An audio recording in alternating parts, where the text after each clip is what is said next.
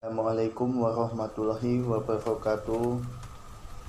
Perkenalkan, nama saya Tri Bagus Minarno, mahasiswa dari Universitas 17 Agustus Semarang, program studi teknik sipil dari kelas A1 angkatan 2018 atau semester 4.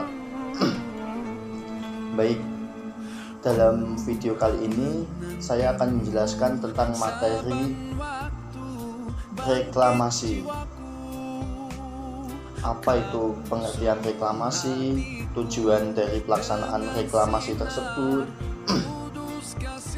manfaat dari reklamasi, dampak negatif dan dampak positifnya dari pelaksanaan reklamasi, serta prosesnya dalam pelaksanaan reklamasi tersebut atau metodenya ya. Baik, langsung saja kita masuk dalam pembahasan. Apa sih itu reklamasi? Reklamasi yaitu kegiatan penimbunan suatu area dalam skala relatif luas di daratan maupun di perairan untuk mencapai rencana atau tujuan tertentu. Baik, langsung masuk saja ke tujuan reklamasi ya. Tujuan dari reklamasi yaitu untuk membuat kawasan yang berair yang rusak atau belum dimanfaatkan menjadi kawasan baru yang lebih baik dan bermanfaat untuk segala keperluan ekonomi ataupun tujuan pemerintah yang lain. Area daratan baru tersebut dapat digunakan untuk pemukiman, perindustrian, bisnis, pertokoan, pelabuhan udara, industri pertanian maupun reservoir air. Kawasan pengelolaan limbah dan lingkungan terpadu ini dapat dijadikan sebagai tanggul perlindungan daratan lama dari ancaman abrasi atau menjadi kawasan wisata terpadu.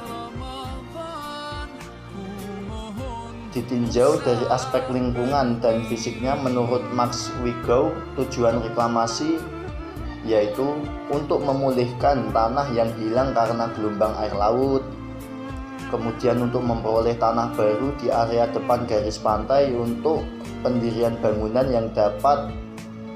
yang dapat dimanfaatkan sebagai benteng perlindungan garis pantai. Reklamasi dilaksanakan dalam suatu negara atau kota besar yang mempunyai tingkat pertumbuhan dan kebutuhan lahan menginjak dengan pesat, sehingga pemekaran kota ke arah daratan yang sudah tidak mungkin, sehingga dibutuhkan daratan yang baru. Kecuali dengan reklamasi, jalan lain yang dapat dipakai untuk menyelesaikan keterbatasan lahan adalah dengan melaksanakan pemekaran ke arah vertikal dengan membangun gedung seperti pencakar langit ataupun rumah susun.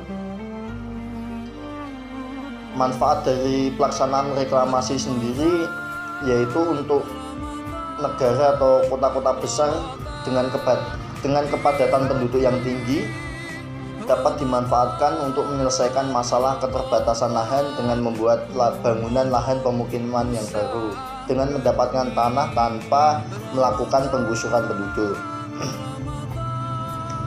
Kemudian membuat kawasan berair atau lahan tambang yang rusak atau tidak bermanfaat menjadi lebih baik dengan memanfaatkan untuk lahan pemukiman, industri, bisnis, pertokoan atau industri pertanian serta objek wisata yang dapat menunjang ekonomi daerah. Daerah yang direklamasi menjadi terlindung dari erosi karena konstruksi pengaman telah disiapkan sekuat mungkin untuk dapat menahan ombak atau gelombang air laut itu ya. Daerah yang mempunyai ketinggian di bawah permukaan air laut bisa terhindar dari banjir apabila dibuat tembok penahan air laut di sepanjang pantai tersebut. Kemudian tata kelola lingkungan yang baik dengan peletakan taman sesuai perencanaan dapat berfungsi sebagai area rekreasi yang menarik dan lebih bermanfaat. Kemudian lanjut ke dampak pelaksanaan reklamasi ya. Di sini dampak pelaksanaan reklamasi terbagi menjadi dua, yaitu dampak positif dan dampak negatif. Saya akan menjelaskan dampak positif dari pelaksanaan reklamasi dahulu. Reklamasi bisa membuat negara atau kota besar terbantu dalam hal tersedianya lahan untuk segala keperluan atau pemekaran kota, penataan daerah, pantai, pengembangan wisata bahari, dan lain-lainnya. Kemudian dampak positif reklamasi dapat meningkatkan kualitas dan nilai ekonomi kawasan pesisir pantai. Kemudian berkurangnya lahan yang tidak produktif, penambahan wilayah, melindungi pantai dari bahaya erosi, kemudian meningkatkan habitat perairan dan menyerap tenaga kerja yang baru. Dampak negatif dari pelaksanaan reklamasi ini antara lain adanya perubahan hidrooseanografi, sedimentasi, meningkatnya kekeruhan air, tercemarnya laut, meningkatnya terjadinya banjir dan genangan di kawasan pesisir, rusaknya habitat dan ekosistem laut, sulitnya akses publik ke pantai, dan juga kurangnya mata pencaharian.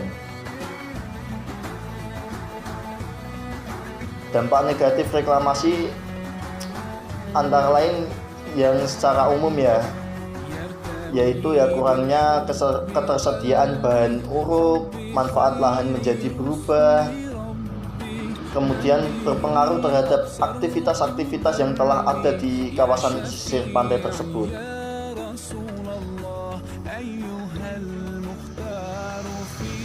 Kemudian proses reklamasi atau metode reklamasi.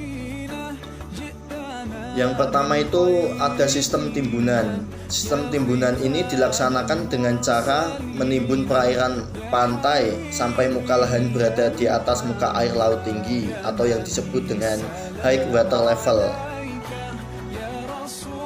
Pelaksanaan ini terdapat dua cara sistem, yaitu yang pertama hydraulic fill adalah tanggul dibuat lebih dulu kemudian baru dilakukan pengurukan. Yang kedua itu blanket fill adalah tanah diuruk lebih dulu, selanjutnya baru pembuatan tanggul dalam galian tepi pantai tersebut. Yang kedua dengan sistem polder. Sistem ini dengan cara mengeringkan perairan yang akan direklamasi dengan cara memompa air yang ada di dalam tanggul kedap air untuk kemudian dibuang keluar dari daerah lahan reklamasi tersebut. Bangunan tanggul dibuat pada semua lahan polder keliling untuk melindungi lahan polder dari air. Metode ini dapat dilakukan dengan memakai backhoe dredger atau cutter suction dredger. Yang ketiga sistem kombinasi antara sistem polder dan sistem timbunan. Dengan sistem ini direklamasi dilakukan dengan cara sesudah lahan diperoleh dengan metode pemompaan. Kemudian lahan ditimbun hingga ketinggian tertentu sehingga perbedaan elevasi antara lahan reklamasi dan muka air laut itu tidak menyebar atau tidak besar gitu ya.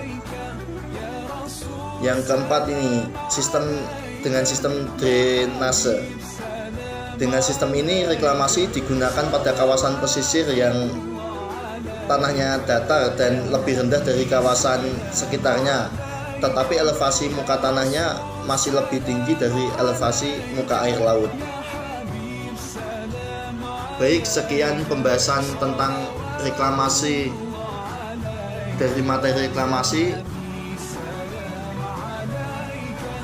Saya pamit mohon undur diri, tetap stay at home, jaga kesehatan.